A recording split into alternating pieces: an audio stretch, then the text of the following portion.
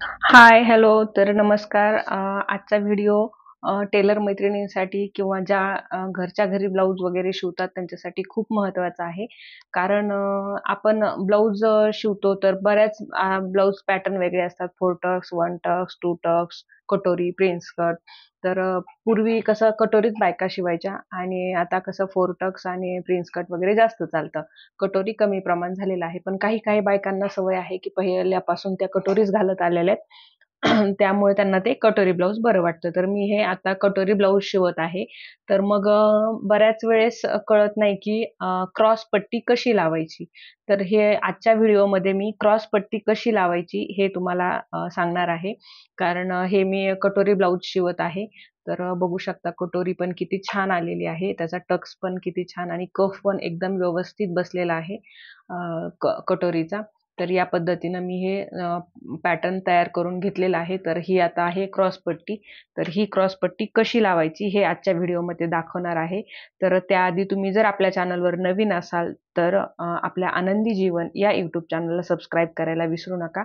अशाच काही-काही छोट्या-छोट्या टिप्स तुम्हाला मिळत राहतील. तर आनंदी जीवन या यूट्यूब चॅनलला नक्की सबस्क्राईब करा आणि व्हिडिओला जर व्हिडिओ आवडला तर व्हिडिओला लाईक पण नक्की करा. तर चला बघूया म्हणजे ब्लाऊजला आपल्या क्रॉस पट्टी कशी लावायची ते. तर हे बघू शकता मी हे कट करून घेतलेले आहे.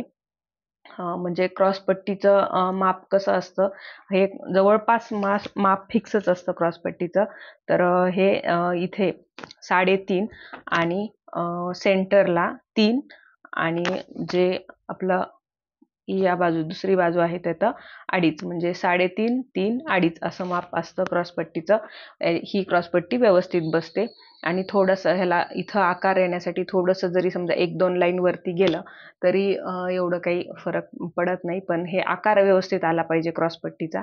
तर मग आता ही क्रॉसपट्टी कशी लावायची हे मी तुम्हाला दाखवते. तर हे बघू शकता. हे अस्तरची जी बाजू आहे ती अस्तरच्या बाजूला पकडायची व्यवस्थित आणि आणि सर्वात महत्त्वाचं ज्यावेळेस आपण कटोरी ब्लाउज शिवतो त्यावेळेस हा जो टक्स आहे, जो आपण टक्स टाकलेला आहे, तर तो टक्स आपल्या ह्या शिलाईच्या मध्ये आला नाही पाहिजे.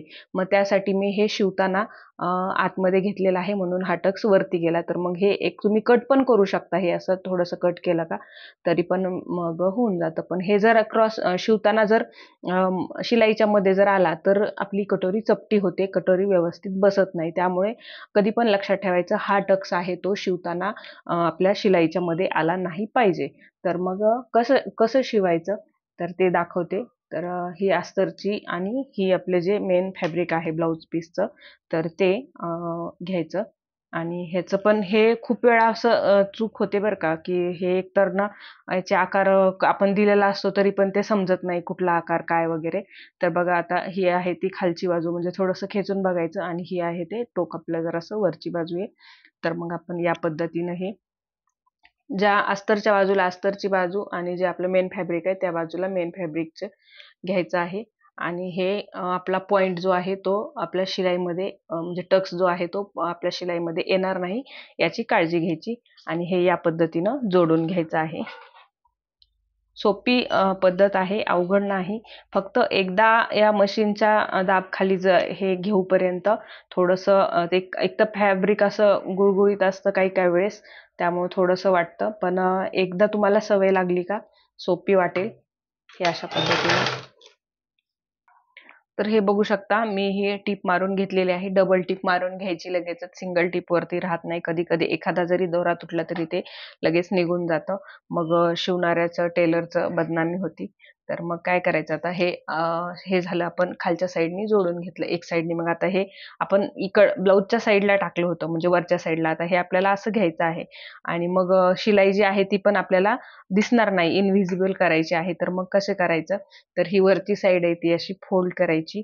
छोटी-छोटी याच्या घड्या करायच्या या पद्धतीनं आणि हे आतमध्ये घालायचं आणि व्यवस्थित एकावर एक ठेवून याला टिप मारून घ्यायची.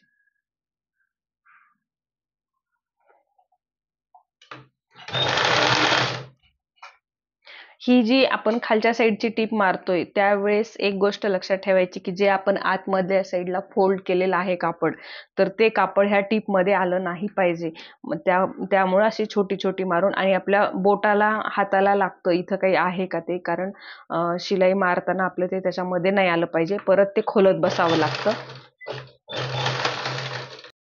तर बघू शकता हे दोन्ही साईडनी डबल डबल टिप मारलेली आहे मी. आता आपल्याला हे फक्त एक साईडनी, कुठल्या पण एका साईडनी, इकडून किंवा इकडून, दोन्ही कुठल्या एका साईडनी तुम्ही काढू शकता. या पद्धतीनं नुसतं ह्याला बाहेर ओढायचंय, ते बरोबर उलट होतं आणि आतल्या साईडला जातं.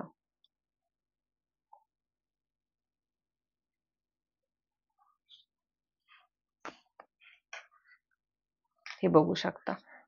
तर हे जे एक्स्ट्राचं जे आहे ते कट करून घ्यायचं.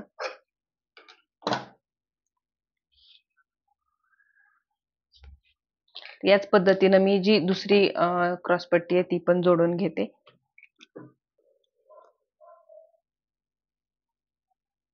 सेम मगाच्या सारखंच करायचं, फक्त हा आपला टक्स पॉइंट आहे तो आला नाही पाहिजे मध्ये.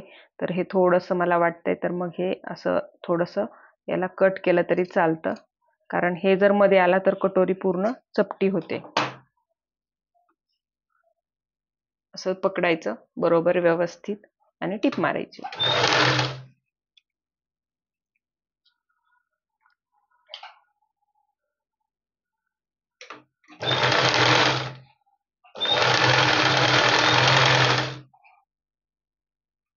हे असं चेक करत राहायचं मध्ये मध्ये, जर आपल्याला वाटलं हाताला की याच्यामध्ये कापड येतंय तर हे असं आतमध्ये घालून परत टिप मारायची.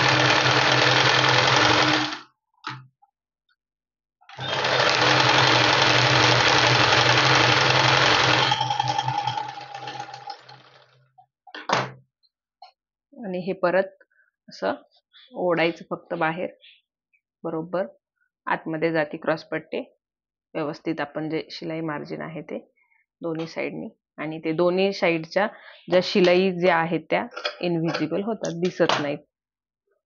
फिनिशिंग पण दिसते, बघू शकता. हे असा आकार वरती गेला पाहिजे, म्हणजे जे आपल्या कमरेच्या तिथं आहे तो बेल्ट हा व्यवस्थित बसतो. ह्या दोन्ही क्रॉसपट्ट्या जोडून घेतलेल्या आहेत. आता याला इथे आपल्या जे हुक पट्टी किंवा जे बटन पट्टी म्हणतो तर त्या पट्टी लावायच्या, आणि मग आपलं ब्लाऊजचं हे समोरचा भाग इथं पायपिंग लावली की कम्प्लीट होतो. तर अशा पद्धतीनं हे होते क्रॉसपट्टी कशी लावायची ती. जर हा व्हिडिओ आवडला असेल तर नक्कीच लाईक करा, आणि व्हिडिओ शेवटपर्यंत पाहिल्याबद्दल धन्यवाद. व्हिडिओ आवडला तर लाईक करायला विसरू नका. त्यासोबतच आपल्या आनंदी जीवन या यूट्यूब चॅनलला सबस्क्राईब पण करा.